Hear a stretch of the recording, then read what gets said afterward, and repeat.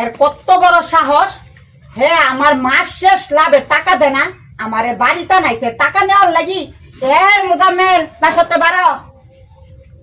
খালা আস্তে কত গো খালা, আমার ভাই এসে শুনতে পাইবো, একটু আস্তে গো।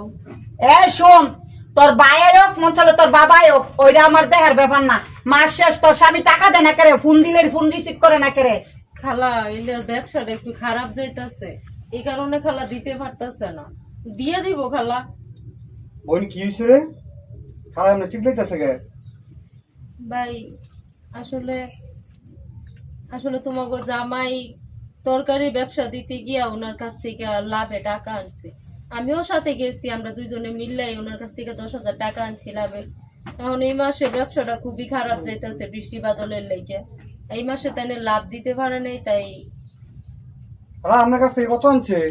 আমার কাছ থেকে হেরা স্বামী স্ত্রী মিললে 10,000 টাকা লাভে আনছে। ওর স্বামী বলছে 3 মাসের লাভ একসাথে দিব, 6 মাসের টাইম দিয়ে আনছে, 6 মাস পরে লাভ আসলে একবারে দিয়ে দিব। এখন আমার টাকা মাত্র 500 দিছে, 1 মাসের লাভ, আর 500 বাকি লইছে আগের মাসের।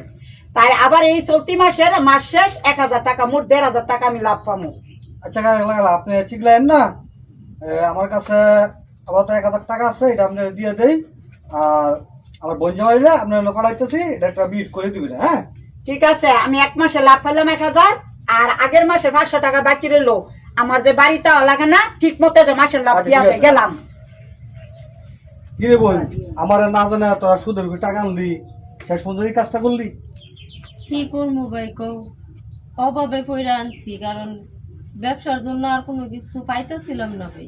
এটা তো আমার কইতে পারতি, আমি আমার স্বার্থ অনুযায়ী তোর দিতাম, চালাইতাম। কিন্তু সুদের উপরে কোনো সময় যাবি না, সুদ খাওয়া ইসলামে হারাম করে দিছি। ঠিক ঠিক আছে। আছে?